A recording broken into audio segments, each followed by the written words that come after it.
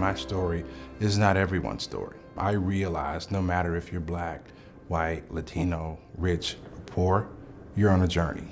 In 1914, Alberta Murray Caldwell was born.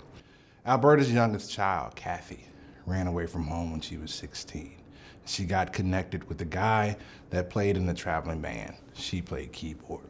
16 years old, Kathy got pregnant. And if you know the life of an entertainer, they don't have a lot of time to settle down and raise a family. So he left her there in the middle of Texas, no money, no job, and no education. She had a son, so she did what she needed to do to make money and take care of her child. She ended up connecting with the neighborhood dope dealer, and he provided some stability, a home, food, money, and she ends up getting pregnant by him. Things get a little too hot and heavy for him. He owes some guys some money, so what does he do? He comes home, locks the door, and at that time grabbed the two boys because Kathy had had a baby by him, takes them in the bathroom, and he shoots himself.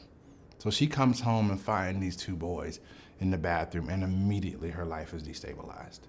So this was Texas, late 70s, and one of those two little boys was me.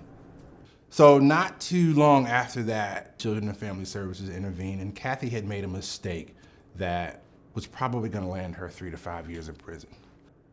My grandmother adopted me when she was 65 years old, and she had a second grade education. So when I think about education, education changed my life. Because only having a second grade education, she wasn't able to help me with my studies. I was totally dependent upon the teachers to help me reach my academic potential. And I remember being in the 10th grade, cutting up, because I was a bit of a knucklehead. I stood up in class, the teacher said, "Pete, get up." I said, "Yes, ma'am." Pulled the glasses down over her nose, and she looked me dead in my eye, and she says, "Pete, let me help you understand something. I don't care anything about you not knowing who your father is. I don't care anything about your mom being in prison and on drugs. I don't care anything about your stepdad shooting himself. I don't care anything about your grandmother not being educated. What I care about is you. I love you. And what you need to understand, this is a very difficult world for children who look like you that aren't educated. I'm not suspending you. I'm not kicking you out of my class. You're gonna sit your keister down and you're gonna get this work. You've got one option, and your only option is to be successful."